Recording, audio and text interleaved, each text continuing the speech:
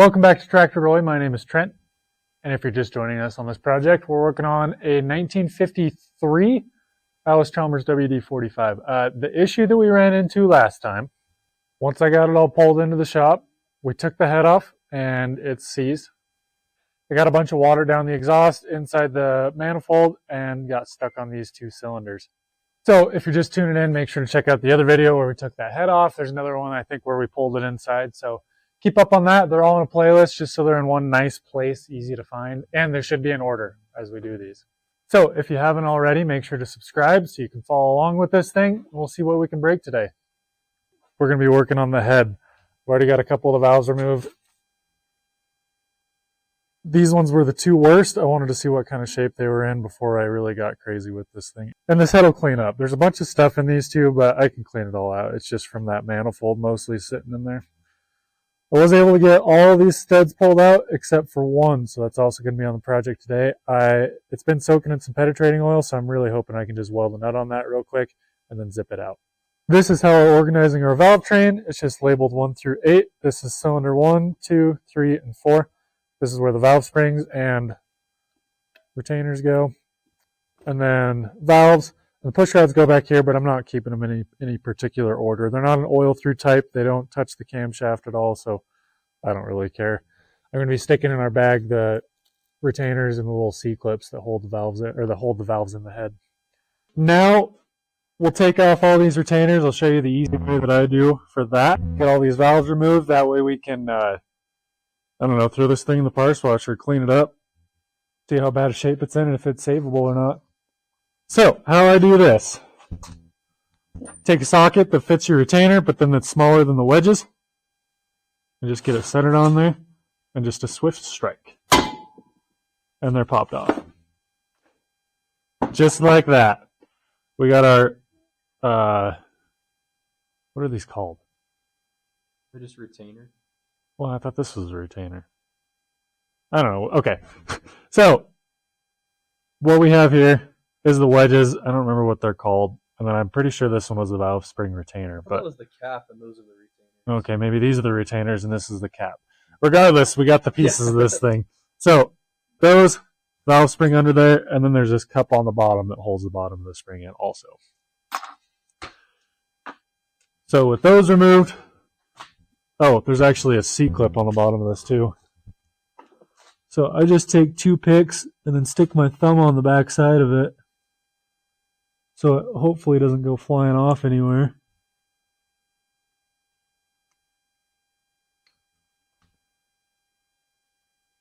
Okay, and there's our C-clip right there. That prevents the valve from dropping into the cylinder. So if you have a valve, like if your retainers pop off and your valve spring comes off of it, if you didn't have that C-clip, when your piston is at the bottom of the stroke, there's a chance that this could, if your engine is stroked long enough, then this valve can come out and it can like sit sideways on the top of that piston and then it smacks into the bottom of the head and causes a lot of damage, damaging connecting rods, damaging the piston and whatnot. With that C-clip, it still keeps it in here even if there's not a spring attached to it, so it'll drop down, but then that piston will just kind of hit it and keep bouncing it back up. And it shouldn't, ideally, shouldn't damage your engine. Okay. So, I'll turn this. I'm doing this after the fact. I apparently hit stop recording instead of record, so I have to kind of bounce back. So these things just pull straight out like that. And then this is exhaust. It goes exhaust, intake, exhaust, exhaust, intake, exhaust. So these 2 exhaust ports feed the 4 cylinders. You know, 1 port feeds these 2 valves. And then each exhaust has its own port.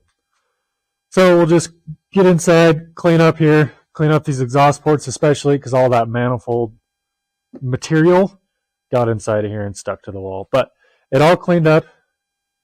Well, I don't want to say that because this is in the middle of the video. So we'll make sure to get this whole thing stripped down. It'll go in the parts washer and then we can get to lapping this thing. Got the bottom of the valve coated in some compound. I'm going to take my suction cup here. And I just spin it for a while.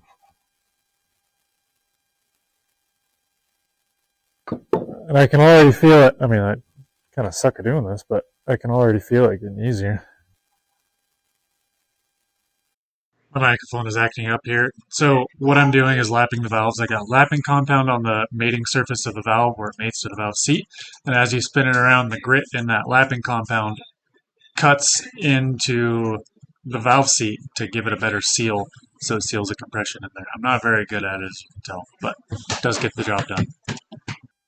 Okay, now I've welded or stuck a washer on here and then welded on this nut, or on this broken stud. So what I'm going to do is just kind of keep tightening and loosening it. And it's already started moving. So once it kind of starts getting a little stiff, I back off and then try and tighten it some more. I don't really want to break this thing off again. And just work loose and it'll start moving.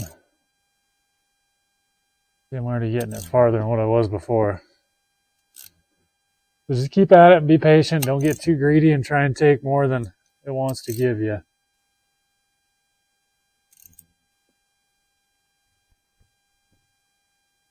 So hopefully I'll see you back when it's out.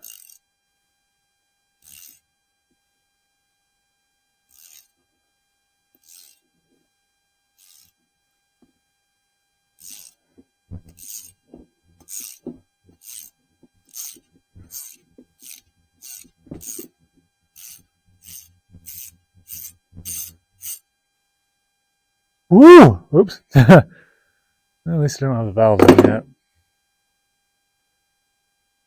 Okay, there it is. There's the broken off stud. So that means every one of these holes is free and clear of a stud. I can run a tap through them, clean them up. We'll be ready to stick some new manifold studs in there. So I'm just going to run these through, clean up all that rust and stuff out of the threads. And then we don't have to worry about it. Our new manifold studs for our new manifold will just go right in.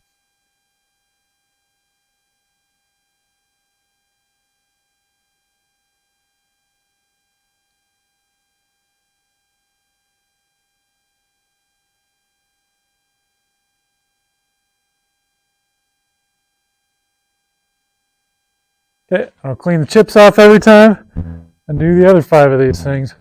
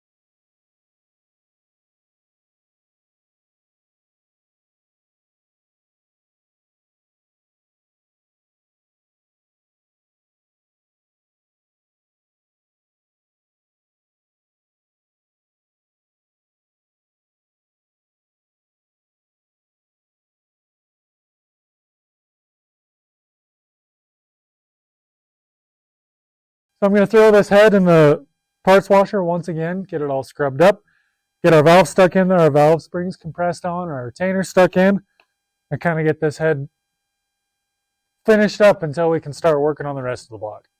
It's all cleaned up. I got a light coating of oil sprayed on this thing so we don't flash rust. So now we're going to stick our valve springs on. First we're going to stick our little C-clip on. And that goes in this lower slot. Keeps it in there. Now we stick on the lower retainer, the valve spring, the upper retainer. And we tighten it down with this fancy tool.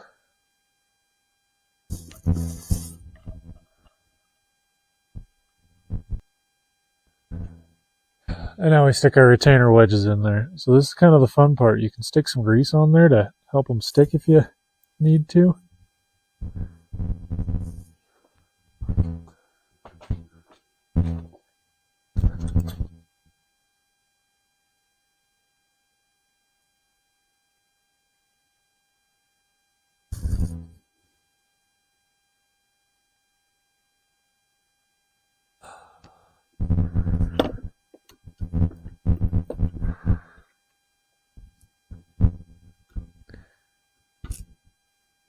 So we got this head all finished up. All the valves are installed. All the retainers went in without issue. This is the tool that I used. I didn't show this part because each tool has a slightly different way of using it. Use your best judgment there. So now this thing is ready. We've got all of our manifold holes. We got the broken stud removed. That was a big issue I was worried about. The threads are chased, so we'll be able to stick our new studs in without a problem. We got all of our valves lapped. All of our valves are moving freely now. The whole head's cleaned up. So that brings us to the next episode. That's going to be tearing into the short block of this thing, trying to get out those pistons, the sleeves, figuring out if the rotating assembly is going to be okay or if we're going to need some bearings and some cleanup down there. We're going to try and do an in-frame on that rather than pulling the whole engine out. So if you are not subscribed already, please make sure to do that now so you can keep up on our projects as we're moving along with this thing. I'm going to add this to the playlist. I'm going to add every episode on rebuilding this thing into the same playlist just so it's easy to find. Do me a favor, hit that thumbs up button if you like it.